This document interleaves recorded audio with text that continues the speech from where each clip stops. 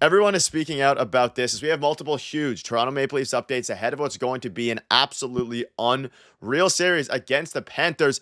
And some interesting stats, and one particular thing has come out that not only has fans fired up, but makes this series a lot more interesting than we all initially thought. We're going to break all that down, as well as discuss some interesting comments from the players ahead of round two, which is crazy to say. I haven't said that in a few years. Stay tuned for all that in this episode. But before we get into it, if you're a part of the percentage who aren't subscribed to the channel, this is the place to be for daily Leafs content. Your guys' support has been unbelievable, and thank you guys for, again, we will be live following game one, which is on Monday, which we'll dive into a little bit here. But again, if you're part of the percentage who aren't subscribed, make sure that subscribe button. About 71% of you aren't subscribed. There's a ton to go over today. We know when game one is. We have a bunch of updates, all these different things.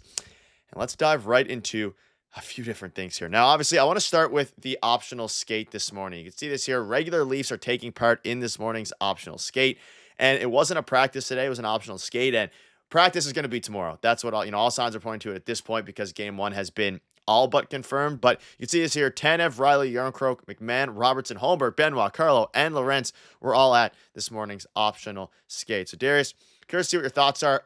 Scott Lawton was not. He is okay. We'll dive into in a little bit here. But ahead of now, it's going to be, a very scary series, to say the least. Craig Berube on the move. Business. Ready to go for the second round. That's my feel. Business. A ton of things to go over today, but optional skate, not practice. A lot of guys on the ice. Game one goes Monday at, I believe, from what we're hearing, 8 p.m. Eastern. So don't fully make your plans based on that, but like 99% sure, 8 p.m. Eastern on Monday.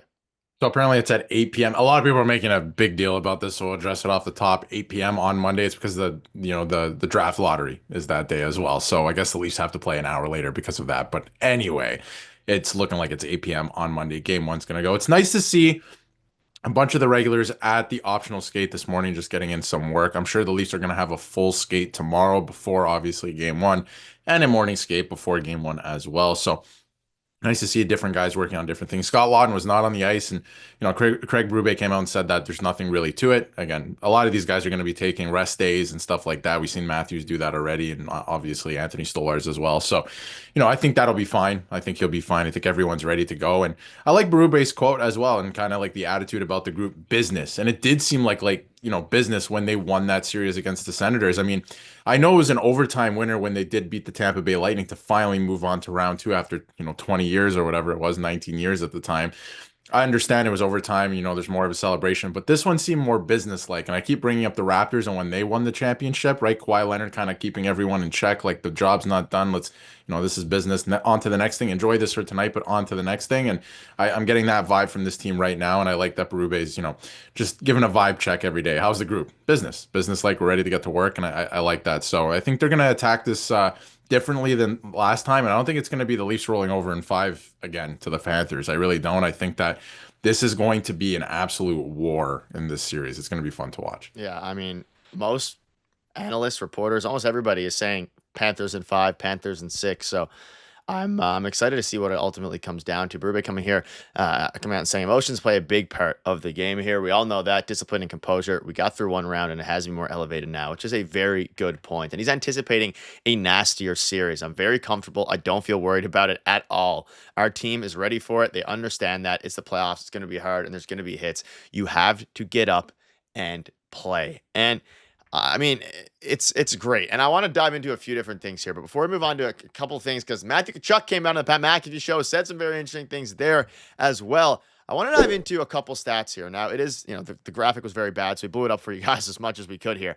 But top lines of the first round by expected goal percentage, a minimum 30 minutes played. Now, a lot of people are speaking out about this right here, Darius, and it's very interesting to me because you see there towards the bottom is Nyes, Matthews, and Marner, and towards the top is Nylander, Tavares, and Pontus Holmberg, which you ultimately saw, get changed here. But you see a couple Florida lines there, obviously Marchand line in the third line.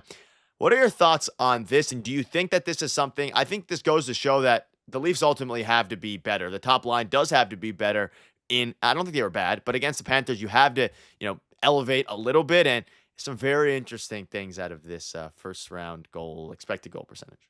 I think a lot of what Berube's been talking about lately about how the whole team needs to step up is true, but the first line has to step up in a big way in this series. But that's not to say that, they need to score every single goal. I think that the other three lines need to do their job as well. And I did some deep diving on Money Puck as well before we recorded this and kind of looking at different stats and percentages and stuff like that. And the Leafs actually, in terms of the exact same stat, but expected goals against, three of the lines on the Leafs team are in the top 15 in the league for the playoffs. I think that's good. There's four lines on each team. They're top 15, all three lines. So, and it's some combinations, but at least playing 30 minutes together, there are different combinations in there because obviously playing with the lines and stuff. But I think that speaks volumes to what the Leafs are trying to accomplish in this year's playoffs, which is you're not going to score against us, which is not it hasn't been their identity for years at this point. So you're not going to score goals against us, but we are going to outscore you. We might not be scoring 7 goals a game like other teams like we've seen out there, and even the Panthers kind of putting away the Lightning with 6 goals,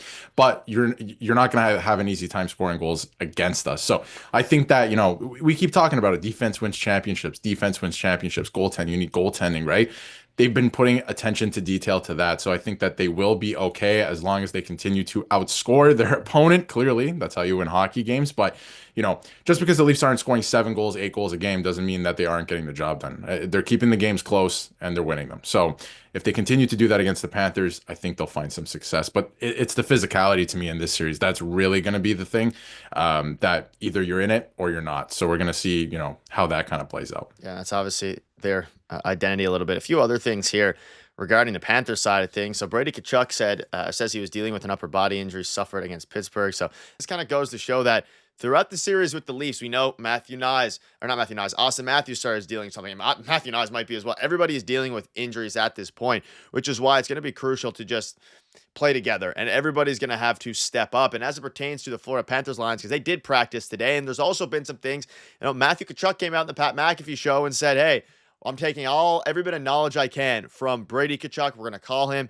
and he's going to ask him about who's dealing with what, who gets in each other's head. And people are speaking out about that, so get your thoughts on that in a minute. But looking at the lines here, you, of course, see Verhaeghe, Barkov, Reinhart, and then the rest of their lines, which is very interesting. I'm not going to go through all of them. Anything to note from these lines? And also, I want to get your thoughts, everybody in the comment section down below, because a lot of people are speaking out about this too. The Matthew Tkachuk kind of gaining some interesting intel from his brother on the Toronto Maple Leafs, and if that will give the Panthers his brother, if that'll give Brady's brother and Matthew's brother a benefit here. Well, I'm surprised Matthew didn't speak out about this before the series, saying that he was sharing his own tips from beating the Leafs a couple of years ago with Brady, but now it's vice versa. And I mean, I think the only thing that Brady can share with Matthew right now is how to lose to the Leafs. But anyway, we're moving on to the second round here with Matthew Tkachuk and the Florida Panthers. But I think that I mentioned in a video yesterday, there's going to be a lot of line matching. And I think that, especially with Marchand on the third line there, we don't know if he's going to move up in the lineup or maybe stay there on the third line. Maybe Pacioretty stays on the third line. Like, I feel like a lot of the lines are going to kind of cancel each other out. And obviously, you're trying to score, but there's going to be a lot of line matching. It's going to be very physical. So it's going to be interesting to see what happens in terms of these lines. And then, of course, Matthew Tkachuk, he was skating by himself today, right? So there could be something to that as well. I'm not saying that he's injured, but it's another thing where maybe he's dealing with something. We know that he got hurt around the Four Nations face-off. He missed a lot of time, just came back recently. Is he 100%? You never really know. Maybe you just, he was working on it, and obviously he felt good enough to come back. So I feel like a lot of these guys are dealing through injuries. The other thing to know in terms of the lineup, Aaron Ekblad is still suspended for game one. He will miss game one against the Toronto Maple Leafs, so he'll be back the rest of the series. So try to win game one. You have a good opportunity here. You're on home ice. This is what you fought all season for. Try to go out and get the first one. And again, Matthew can talk to Brady all he wants, but I think this is a different Leafs team this year. Yeah, let us know below your thoughts are on that. A couple other quotes for wrap up here. Obviously, Craig Berube came out and said, I don't know about satisfied. We're happy we won. You're not supposed to be happy, or you're supposed to be happy you won, sorry. It's not easy to win a series, and the guys should be happy. But now you had to prepare for Florida. It's all good. The kind of thing you need in the playoffs. This is, of course, on Scott Lawton. He is all good, sorry. That's the kind of thing you need in the playoffs, putting your body on the line. That's what it takes, following him missing, or I guess not choosing to attend the optional skate. And one final thing. This is interesting. Steven Lorentz, of course, he played against the Panthers. So did Stoller. So did OEL. It's incredible what we did last year, but it's the past. There won't be any friendships going forward. It's going to be a war.